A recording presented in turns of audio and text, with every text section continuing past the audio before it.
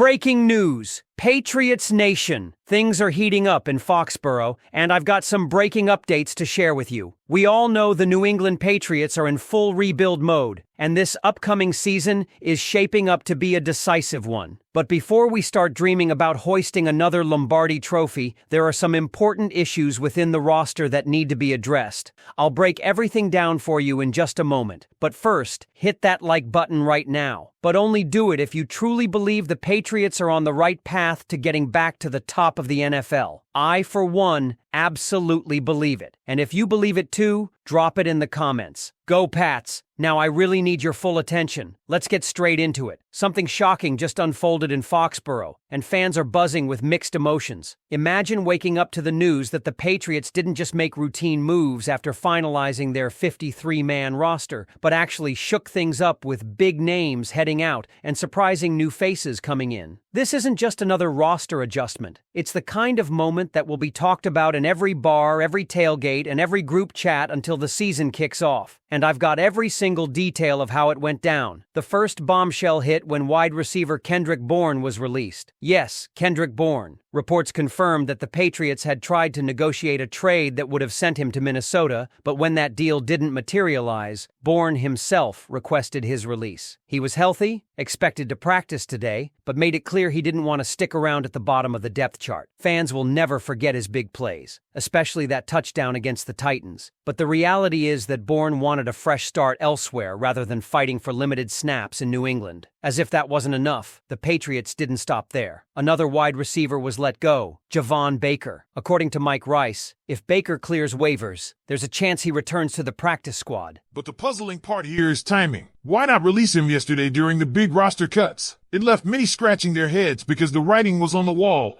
Baker wasn't going to make the team. It raises real questions about what exactly the Patriots front office was aiming for. Fans expected Baker might at least stick around as a special teams gunner, but clearly the team saw otherwise. Now let's flip it over to who's coming in, because this is where things get really interesting. First up, quarterback Tommy DeVito, nicknamed Tommy Cutlets, has officially been claimed off waivers. Giants fans know him well, sometimes too well, and Patriots fans will never forget what he did just last week when he absolutely lit up New England's defense. 17 completions on 20 attempts, 198 yards, 3 touchdowns, and no interceptions. That single performance might have been enough to seal his future here. And make no mistake, this wasn't just a fluke signing. With the Giants carrying 4 quarterbacks, they had to part with one, and the Patriots pounced on DeVito to strengthen the QB room. He's expected to slot in as QB3 behind Drake Maye and Josh Dobbs. But let's be real, with how shaky Dobbs looked in preseason, DeVito could very well leapfrog him into the backup role. Still, this move is polarizing. Some fans love it, others are rolling their eyes. His completion percentage last year hovered around 70, and while Giants fans were frustrated with him for messing up their draft positioning against Green Bay, Patriots fans might quietly thank him. After all, that game paved the way for New England to grab Drake Maye. The big question remains, will DeVito prove to be more than just a depth piece, or is this the type of move that fades into the background? And that's not the only addition. Defensive back Charles Woods, formerly with the Rams, is also on his way to Foxborough. Unlike DeVito, this isn't a flashy signing. Woods doesn't bring eye-popping stats, he simply adds depth to the secondary. With young talents like DJ James and Alex Austin already showing promise, Woods likely won't break into the main rotation. Austin in particular has turned heads all preseason, locking down receivers and even positioning himself for potential starter reps in the nickel spot if Marcus Jones sees more time on offense. So, think of Woods as insurance, a safety net rather than a headline grabber. But what about the practice squad? This is where things get even more telling about how the Patriots view their future. Several familiar names have returned, including Cam Riley, G. Scott, Alex Lindstrom, and Brandon Crossley. One standout is Truman Jones, who impressed early in the preseason with a strong 7-tackle performance. Many fans felt he deserved a roster spot over Anthony Jennings, but at least he remains in the system to continue developing. Another eyebrow-raiser was Braden Swinson, the 5th-round pick from LSU. Critics were baffled when he was cut, but the fact that he cleared waivers says a lot. 31 other teams passed on him. Now back with New England on the practice squad, it's clear he's seen as a developmental project rather than an immediate impact player. Other practice squad names include my butler on the offensive line, C.J. Dipree, the massive tight end from Alabama, Terrell Jennings at running back, and Jack Conley. Interestingly, the Patriots still have open slots since teams can carry up to 16 players, plus an international pathway player. That means we're likely to see more additions in the coming days as the front office continues to shape this roster. When you put it all together, the Patriots' latest moves tell a clear story. This is a team in transition, unafraid to part ways with recognizable names like Kendrick Bourne, willing to gamble on upside with Tommy DeVito,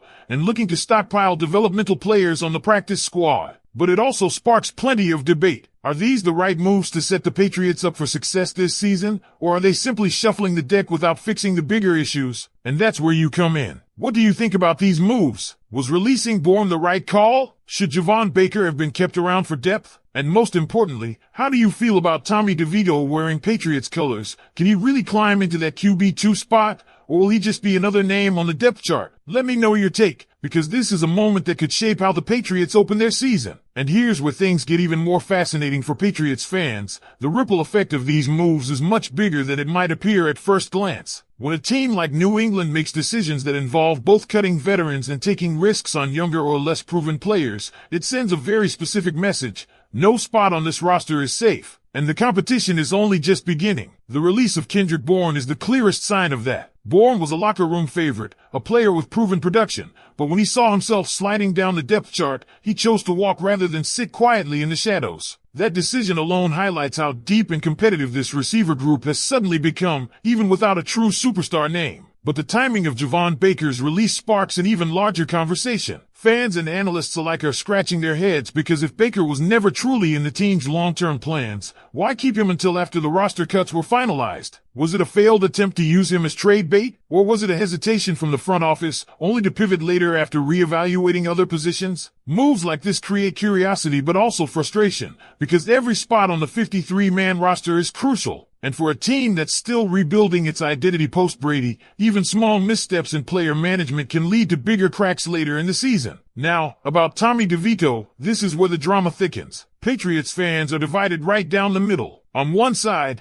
you've got the optimistic crowd that sees DeVito as a gamer, someone who already proved he can make plays under pressure when he torched New England's defense just days ago. On the other side, you've got skeptics rolling their eyes at the idea of building a future with a quarterback who struggled to hold a consistent starting role in New York. But whether you like him or not, one thing is undeniable. The Patriots needed depth in the quarterback room. With Josh Dobbs looking shaky in preseason and Drake Maye being the rookie the team is trying to protect at all costs, DeVito represents both insurance and potential. And let's be honest, if Dobbs doesn't clean up his game, don't be surprised if DeVito leapfrogs him into the QB2 role by midseason. Charles Woods, the defensive back addition, is the polar opposite of DeVito in terms of excitement. He isn't flashy, he doesn't bring highlight reels, and he isn't expected to fight for a starting job. But what he does bring is stability. He's the kind of player who keeps the secondary deep and flexible, and while he may never be a headline maker, those depth pieces often become critical when injuries